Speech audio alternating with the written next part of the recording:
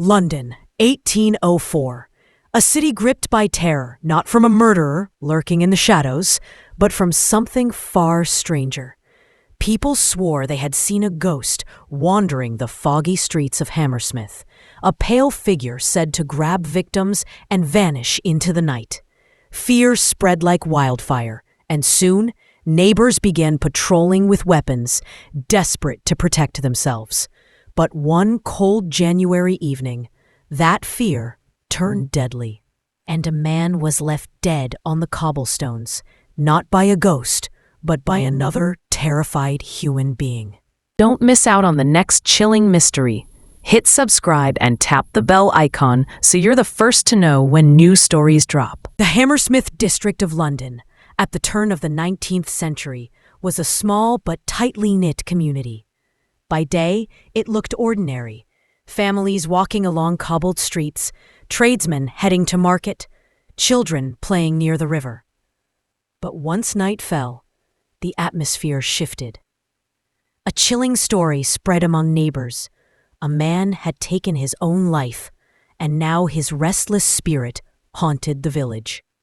Witnesses described a tall, pale figure wrapped in white sheets, lurking in alleys or rising from churchyards. Some said it lunged at passers-by, grabbing them with icy hands before vanishing into the mist. For weeks, residents locked their doors early and whispered warnings by candlelight. Fear wasn't just rumor anymore. It was lived reality. To fight back, locals began forming armed patrols determined to protect their families. Among them was Francis Smith, a 29-year-old excise officer, earnest and determined, but inexperienced with danger. Like many others, he carried a musket, convinced the ghost could be stopped, or at least confronted. But in this tense atmosphere, suspicion grew sharper than reason. The line between myth and reality blurred. And what began as protection against a phantom was about to become a far more human tragedy. As nights grew colder in January, the Hammersmith ghost became more than just rumor. It became a terror woven into the daily lives of the villagers. By day, the community whispered about fresh sightings, a woman fainting in fright after a pale figure leapt at her from the shadows, a carriage driver whipping his horses into a frenzy when a ghostly shape blocked his path. By night, every corner, every shadow seemed alive with menace. Witnesses spoke of the ghost's chilling appearance, a tall, spectral figure draped in white, sometimes with horns or glassy eyes, other times with a haunting, glowing face. The descriptions rarely matched, but the fear remained the same. Panic spread so quickly that mothers would pull their children indoors at the sound of footsteps, and men carried weapons just to fetch water. The self-appointed night patrols grew bolder. They scoured the alleys, their lanterns cutting through the mist, muskets clutched in trembling hands. But the more they hunted, the more the ghosts seemed to appear. Some believed they were chasing a restless spirit cursed to wander. Others whispered that it was a prankster disguising himself to torment the frightened villagers.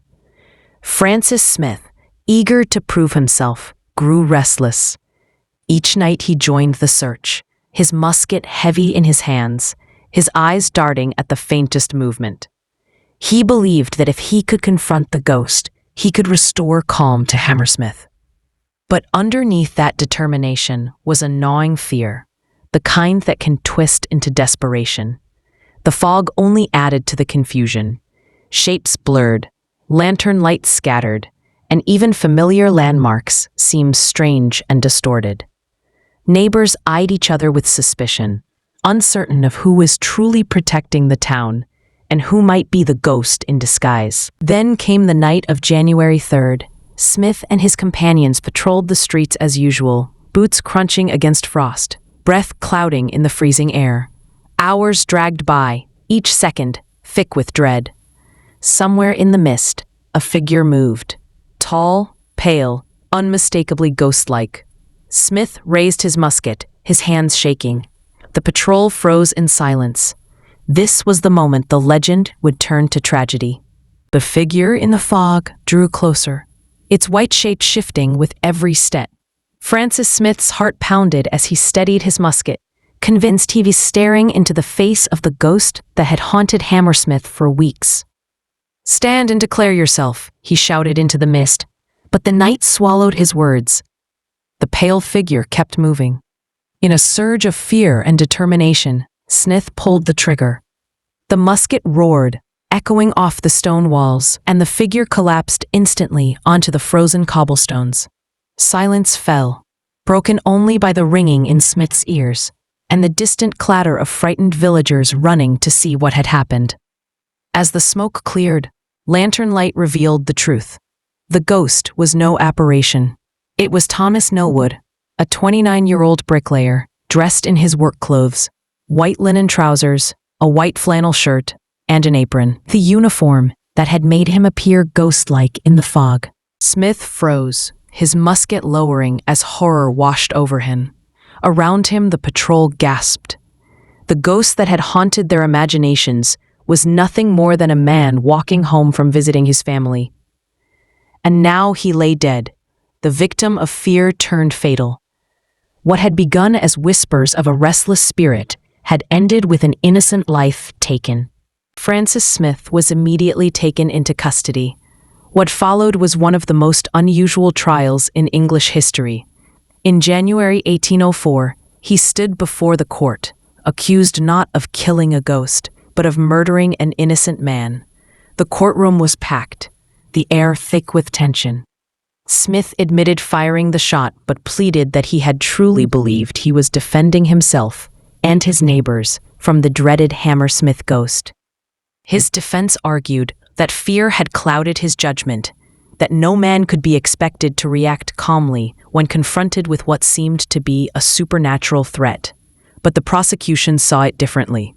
They claimed Smith had acted recklessly, that he had chosen to fire without certainty, and in doing so, had ended the life of a young man with a family.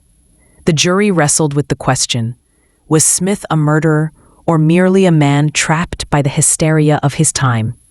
In the end, they returned a verdict of guilty of murder. Smith was sentenced to death by hand. Yet the case shocked the public, and even the king himself intervened. His sentence was reduced to a year of hard labor. Still, the weight of that verdict lingered long after the trial ended. The Hammersmith ghost case became a chilling precedent in English law. Fear and mistaken belief could not justify a taking of a life. Even now, over 2 centuries later, the story remains unsettling. It's not just about a ghost. It's about what fear can drive ordinary people to do. The Hammersmith Ghost Murder was never about a spirit. It was about fear. Fear so powerful that it blurred judgment, turned neighbors against one another, and transformed a legend into a tragedy. Francis Smith served his sentence and faded quietly from history, but the ghost never truly vanished. People still whispered of strange figures in the fog, still swore they saw something lurking in the shadows. The legend lived on, even as the courts wrote a new chapter in English law. And perhaps that's what makes the story so unsettling. The ghost was never real, but the consequences were. An innocent man lost his life because fear took hold of a community, because superstition overpowered reason. 2 centuries later, the streets at Hammersmith look different, but the echoes of that night remain. In the mist, under the glow of street lamps, you might wonder, do we really outgrow our fears, or do we simply dress them in new disguises? With that said, thanks for watching, and until next.